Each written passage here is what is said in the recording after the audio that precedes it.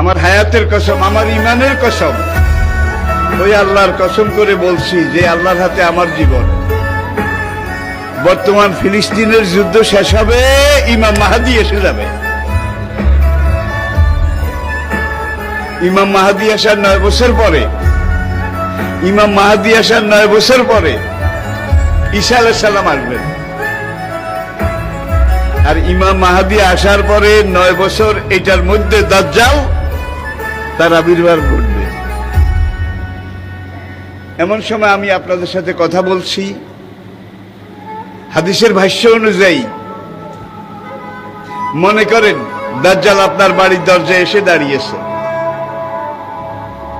এমন সময় আমি আপনাদের সামনে কথাগুলো বলছি, যেই সময় মনে করেন ইমাম মাহাদি আপনার ঘরের সামনে এসে দুয়ারের কড়া নাড়তেছে। কত কাছে আল্লাহর নবী ইমাম মাহাদি সম্পর্কে, দাজ্জাল সম্পর্কে 70টা ভবিষ্যৎবাণী করেছেন। কয়টা? তার মধ্যে 66টা হয়ে গেছে, বাকি আছে কয়টা?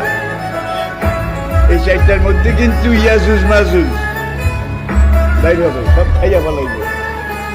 এবার দাব্বাতুল আরদ কোরআনে আছে, দাব্বাতুল আরদ মক্কা এবং তায়েফের মাঝখানে জমিন ভেদ করে একটা জন্তু উঠবে। সেই জন্তুটা রাতের শেষ প্রহরে মাথা উঁচু করবে। মাথা এত উঁচু করবে, কাবা থেকে দেখা যাবে, ইয়ামেন থেকে দেখা যাবে, বাইতুল মাকদাস থেকে তার কল্লা দেখা যাবে। সে কল্লা উঁচু করে বলবে, হায় দুনিয়ার মানুষ, সে মুসলমান জাতি, দুর্ভাগ্য তোমাদের, আজকে রাতে আল্লাহ তওবার দরজা বন্ধ করে দিয়েছে।